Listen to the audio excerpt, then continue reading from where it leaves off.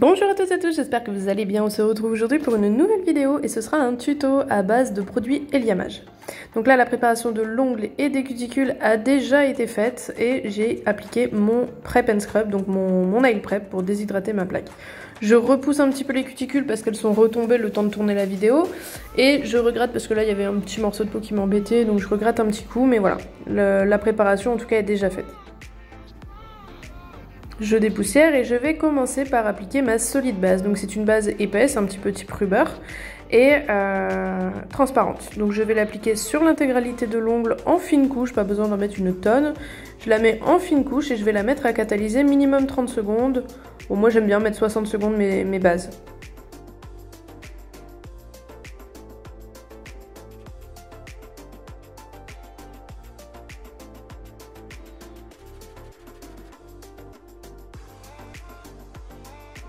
Une fois que ma base est catalysée, je vais venir prendre Alix, donc c'est le NS248 et c'est un réflecteur, en fait c'est un pailleté argenté réflecteur. Franchement il est trop beau et je vais venir l'appliquer avec le pinceau liner en cuticule et je vais le dégrader légèrement sur l'ongle pour faire un petit dégradé de paillettes à la cuticule, faire un petit peu comme un fondu en incrustation. Donc je l'applique avec mon liner proche de la cuticule et ensuite je vais le dégrader avec le même pinceau liner. Tout simplement et grossièrement puisque ma construction va venir par dessus donc ça se verra vraiment plus après. C'est juste pour le fondre un petit peu pour que à la construction ça soit joli. Une fois que j'ai fait ça, je vais venir la catalyser 30 secondes puisque c'est de la couleur, pas besoin de catalyser plus. Et j'essaye d'en mettre quand même une bonne quantité à la cuticule pour que l'effet réflecteur fonctionne bien et qu'on ait une bonne opacité à la cuticule là où il y aura le gel après. Donc là je mets à catalyser 30 secondes sous ma lampe UV et je vais prendre mon pop-it puisque du coup on est sur une technique pop-it. Donc ici c'est des pop-it classiques entre guillemets, c'est pas des amandes russes, ça va être vraiment des amandes classiques. Et donc je vais sélectionner la taille. Donc il faut que mon pop-it recouvre bien mes points de rupture et que je n'ai pas à forcer sur mon pop-it, à appuyer et à l'écraser pour couvrir mes points de sortie. Je vais ensuite prendre l'acrygel de chez Eliamage, donc ici c'est les Acrypop et donc moi c'est la référence numéro 5, c'est le nude beige et franchement il est trop beau, j'adore la couleur de ce polygel. Je le travaille au bâtonnet de pluie et au cleaner de chez Eliamage, donc c'est un cleaner que je vais mettre dans mon petit capuchon, comme ça je vais avoir une petite quantité et je prends un coton pour estomper aussi un peu l'excédent de cleaner que je peux avoir sur mon bâtonnet de pluie. Je vais venir appliquer la matière dans le pop-it directement. Et je vais travailler mon polygel pour le mettre un petit peu sur l'intégralité du pop-it, en gardant quand même une certaine quantité au niveau de là où il y a le lit de l'ongle en fait, de là où va être appliqué le gel, enfin le polygel sur l'ongle. Donc je garde une certaine quantité pour me créer un petit bourrelet, vous allez voir après de toute façon. Donc là j'en reprends un petit peu parce que je préfère prévoir toujours un petit peu plus et devoir limer un peu que de ne pas en avoir assez et avoir un ongle plus court. Donc ici je vais en remettre un petit peu pour terminer de faire une jolie forme dans le pop-it pour avoir une belle amande ensuite. Et donc pourquoi travailler au bâtonnet de buis? Parce qu'en fait le bâtonnet de buis va vraiment vous délivrer la quantité nécessaire de cleaner sans en mettre trop ni pas assez. C'est-à-dire qu'au pinceau le problème c'est que le cleaner va être contenu dans les poils et il va vous délivrer un peu trop de cleaner d'un coup et ça peut risquer les décollements par la suite. Que le bâtonnet de buis en fait il va absorber le cleaner. Et du coup il va être juste humidifier juste ce qu'il faut pour travailler votre polygel sans que ça colle, mais sans vous mettre trop de cleaner aussi sur le polygel et éviter les décollements. Donc franchement travailler au bâtonnet de buis c'est pas mal. Donc j'ai pris ma petite lampe kit main libre et je vais appliquer mon pop-it. Donc je le pose un peu comme une capsule classique, c'est-à-dire je vais partir du bord libre et je vais appuyer légèrement vers la cuticule en faisant un léger bourrelet. Vous voyez c'est le bourrelet que je vous disais. Je mets à catalyser sous la lampe pas très longtemps parce qu'il faut que ça reste un petit peu fluide en dessous, pour que je puisse retravailler par en dessous pour pas avoir trop de l'image ensuite à faire par la suite. Et avec mon bâtonnet de buis, je vais retirer l'excédent de polygel qui peut dépasser sous le bord libre pour que ce soit plus agréable déjà et qu'il y ait moins de travail de l'image par en dessous après. Donc là, je retire l'excédent et là, après, je vais pouvoir mettre ça à catalyser 60 secondes sous ma lampe UV LED. Une fois catalysé, on va retirer notre pop-it, puisque le pop-it ne reste jamais sur l'ongle, hein, c'est vraiment pour façonner. Et donc là, au-dessus, on n'a pas de couche collante, mais en dessous et au niveau du bourrelet, on en a une. Donc on va prendre un cleaner, un coton, et on va bien nettoyer la couche collante au niveau d'en dessous de l'ongle et au niveau du petit bourrelet qu'on a créé. Mais toute la partie lisse qui était contre le pop-it n'a plus de couche collante, celle-là. Et on va procéder au limage. Donc c'est un limage classique, hein. On va limer simplement la forme en amande. On va passer sur les parallèles.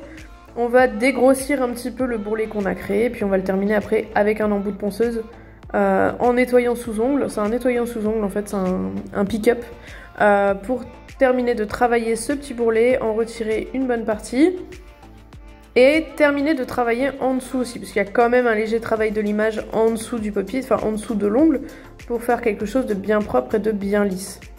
Et pour le limage au-dessus, au final, comme le pop-it crée la forme, il n'y a pas besoin de limer plus. On va juste matifier pour pouvoir appliquer après le top coat qui soit bien adhérent et notre nail art, puisqu'on va faire un baby color. Donc là, j'y vais délicatement. Ma ponceuse est à peu près à 18 000 tours minute, en mode forward, puisque je suis droitière. Un gaucher se mettra en mode reverse, bien sûr. Mais je travaille rarement à plus que 20 000 tours minute avec cet embout, il n'y a pas besoin. Après, j'ai une ponceuse puissante, donc j'ai pas besoin d'y aller plus vite. Si la votre ponceuse est un peu moins puissante, dans ces cas-là, vous pouvez légèrement augmenter la vitesse pour pallier un petit peu à ce manque de puissance et éviter d'avoir à forcer sur l'embout. Vaut mieux parfois augmenter un peu la vitesse de rotation de votre ponceuse plutôt que de forcer et d'appuyer sur l'embout et risquer de chauffer ou de blesser la cliente. Moi ici avec ma ponceuse, donc c'est la ponceuse à l'eau, hein. Moi avec ma ponceuse, je peux travailler à 18 000 tours minute, c'est largement suffisant avec cet embout. Donc on va bien dépoussiérer pour voir où nous en sommes. Donc là ici je vois qu'il reste encore un petit peu de matière proche de la cuticule, donc je vais vraiment retirer le maximum pour avoir la plus de finesse possible déjà à la repousse et puis pour voir les paillettes quand même, parce que sinon il n'y a pas d'intérêt à avoir mis des paillettes avant. Voilà, donc là ça me convient. Et je vais du coup matifier un petit peu le dessus de mon ongle et de ma construction. Donc avec ma lime, elle est un petit peu usée, c'est une 100 mais grinçant. Mais elle est un peu usée, donc du coup je me permets de le faire avec la lime. Sinon vous pouvez le faire clairement au buffer, hein.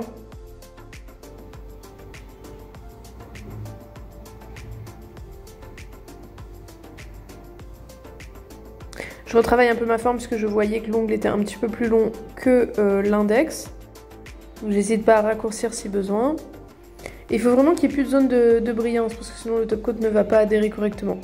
Je reprends mon embout pick-up et je viens travailler en dessous ce qui aurait pu un peu déborder sur le bord libre. Et j'affine aussi mon extension, c'est-à-dire que je vais un peu recréer le C-curve et affiner un petit peu. Attention parce qu'il faut quand même toujours respecter ce millimètre de construction à avoir, donc n'affinez pas trop non plus, sinon ça risquerait de rendre votre extension un peu trop fragile. Mais vraiment, c'est histoire de faire quelque chose de propre et d'éliminer tout ce qui a pu déborder et recréer une forme de C-curve. Alors pour mon baby color, j'ai choisi de prendre le paint numéro 23, c'est le Green Water, donc c'est un joli vert d'eau. Ça fait un peu vert caraïbe, il est vraiment trop beau. Je pense que j'ai besoin de vacances parce que j'ai trop envie de ce genre de couleur en ce moment. Et avec mon éponge, je vais venir tapoter sur ma palette. Donc là, je vais vous zoomer. En fait, il faut vraiment qu'on crée un dégradé sur notre palette déjà. C'est ce qui va nous faire, entre guillemets, qu'on a un dégradé sur notre éponge et qu'on va pouvoir dégrader facilement sur l'ongle. Vous voyez, donc là, je fais un petit dégradé. Donc en haut, je vais avoir plus de matière, en bas, un peu moins. Donc sur l'éponge, on voit le dégradé apparaître et on va pouvoir travailler sur notre ongle.